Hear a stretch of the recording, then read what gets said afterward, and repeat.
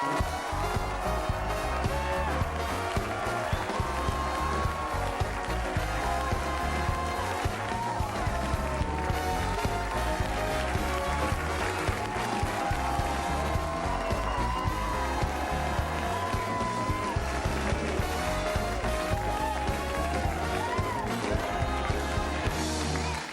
to see you, movie star. Oh, good to be here. And you are, you know how you're officially a movie star? Because I called your office the other day. I was calling just to say how good I thought you were in this movie. And they said, well, Hallie's not here right now. She went to London to have lunch. And I thought, oh, now that is very cool. Well, no, I didn't go to have lunch. That's what I was told. Well, that's what it felt like. I went there to have a meeting for my new movie, the new James Bond movie. And yeah. Are you going to be the new Bond girl? I am. Oh, is that official now? Oh, that's very cool. Oh, that's very cool. Yeah. Now, do you have one of those Bond names like Ophelia Up or one of those? You know, or Lotta Cleveland. You know, they're Pussy Galore and the other. Do you have one of those? I'm called Liquor License. No, I'm just kidding. Liquor License, really? I'm just kidding. Oh, really? I'm called Jinx. I'm called Jinx. That was a joke. Oh, Jinx. My name is Jinx. So, are you a bad Bond girl or are you the good Bond girl? Well, let's put it like this. Yeah. She can kick some butt. Really? Okay. Well, I guess that's good. She can kick some butt. I guess that's important. Yeah. Okay. She's tough. She's not a wimpy Bond woman. Well, that's she's very pretty cool. feisty. So is this the first official announcement that you're the new Bond? Yeah. Oh, that's very cool. This is it. This is it. Cool. That's pretty neat. That's pretty neat. Now, what are you doing for the holidays? Are you staying here? You're going home to... It's Cleveland, right? Cleveland. No. Okay. This year. Yeah. Yay! Cleveland in the house.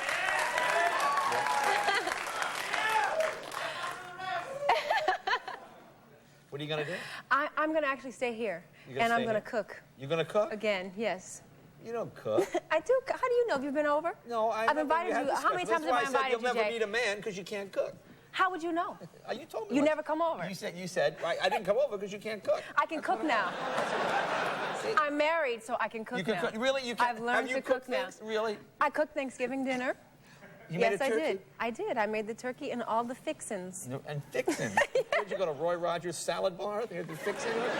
Now, how was it? Was it good? Did you do a good job on the turkey? Or did you screw it up a little? Well, put it this way, they ate it. They ate it. I mean, was it smoldering when you took it out? Was it on fire? No, it had one of those timers, the thing that just popped up to tell you when it's done. Now, did you do it all yourself, or did you have someone help? Did someone else, did you just like open the oven door, or did you actually get up early? How early in the morning? What time did you have dinner? 4 o'clock. 4 o'clock. So what time did you get up to start making the turkey? 5:30. 5:30 in the morning, really? Yes. Wow. And Vivi helped me. Ah, who's that? Vivi. Oh, Vivi. She's the best cook I know, and she helped me. So I got all her recipes. So you had some help. I'm guessing you put the chips in the bowl. No, Jay. I seasoned the turkey. I made the greens. I made the sweet potatoes. Yeah. I heated up the muffins. Heated up the muffins. I did the whole thing. Martha Stewart is sweating bullets right now. I did the whole thing. Now, didn't you tell me the last time that you were thinking about having a baby? Did I hear that? Yeah. And I'm still thinking about it. Still thinking about it. Yeah. No hurry. No, and you know, Eric has a daughter. Yeah. When we got married, I inherited a beautiful, beautiful 10-year-old daughter. Right, so it has made me realize that, you know, maybe I should quit while I'm ahead. Yeah. I'm really happy now, and I feel fulfilled. You know, I thought that I would maybe need to have my own child, but she is very much my own. And so, you know, if it's meant to be, I guess it'll be. And after cooking that turkey, this is too much work. CJ, that's not fair. I'm a good wife and I'm a good mother. I know that. That's why I'm teasing you. That's why I'm teasing you. No. Look, let's take a break and we'll talk some more when we come back. More with Halle Berry and after.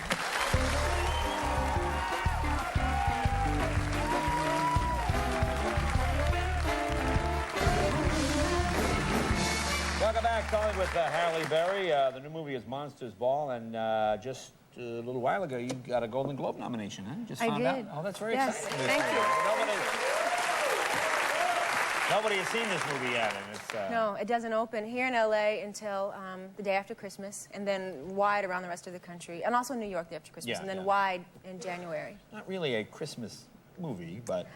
No, but if I can tell you one thing about it, the good thing about it is the movie deals with a lot of heavy issues and very poignant subject matters. One is the death penalty. Two is the state of race relationships, not only in the South but in this country.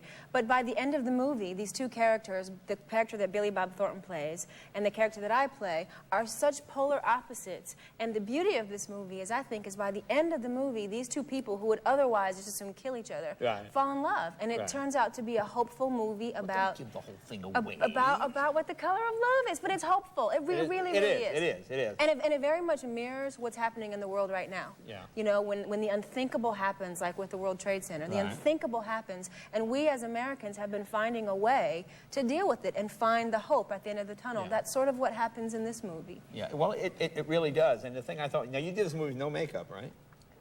Not a stitch. Not a stitch.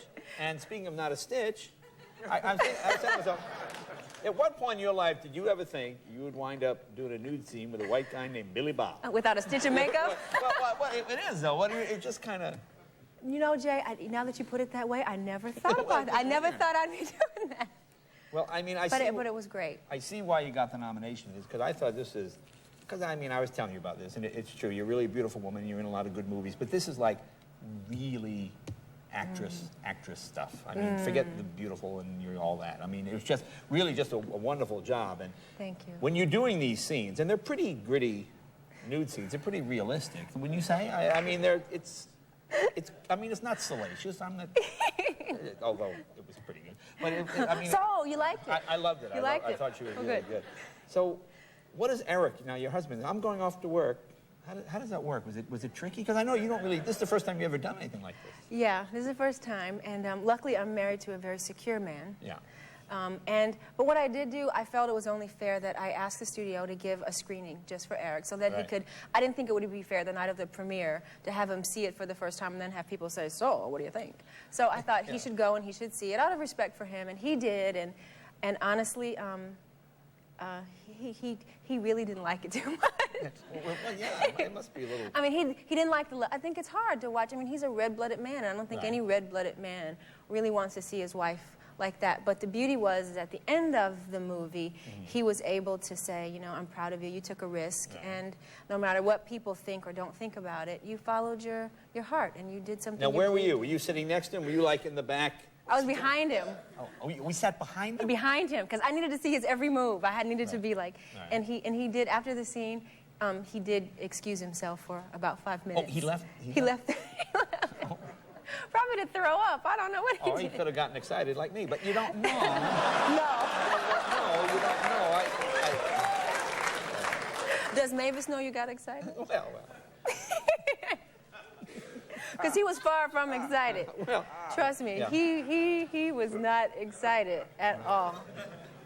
Now, did I mean? You didn't answer me. Does Mavis know you got excited? No, she doesn't. Oh, Mavis, he got excited. Actually, she watched it with me, and it was actually quite helpful later that night. Oh, was it? Oh, good. So glad to help. So glad to help. I just love helping. I mean, how did you feel making a scene? Because I always want that. Always seems so foreign to me, and I know you are very shy normally. I mean, when you're doing a scene like that, is it really strange? Because it's not. I should explain, but it's not shot like one of these. I mean, it's really what would happen if two sort of drunk people just went, you know. I mean, you gotta say they were drunk. They were drunk. They were drunk. So, but you know what happened to me, Jay? I think I sort of had like this outer body experience because I don't really. No, you were in the body. From what I could see. No, that was definitely you. Because I said, no, that's Halle. No, I mean, not like I don't know what was happening, but this is the first movie, I guess what I want to say, is that I was able to look at it and not see myself. I watched the love scene and I thought, wow, look at her. I didn't say, oh my God, look at me. I could really disconnect from it and really be so into that character that in those moments, I think Billy Bob and I both just really wanted to service the characters and do what was best for the movie. Here's the clip. What is this scene we're going to see here, which is... oh, yeah, now this, wait, before, I got to set this up because if you don't understand what this is a scene where they're drunk, they've been drinking, and my character, Letitia, has just, she's just been with her son who was just hit by a car. And this is the scene where she's trying to deal with her grief and what's going to happen to him. Billy is taking her home. Billy Bob is taking her home. Yeah, and Billy Bob takes me home and I offer him in and we have a few drinks. And let's take a look. Monsters. He was a good kid. You know, he was a really good kid.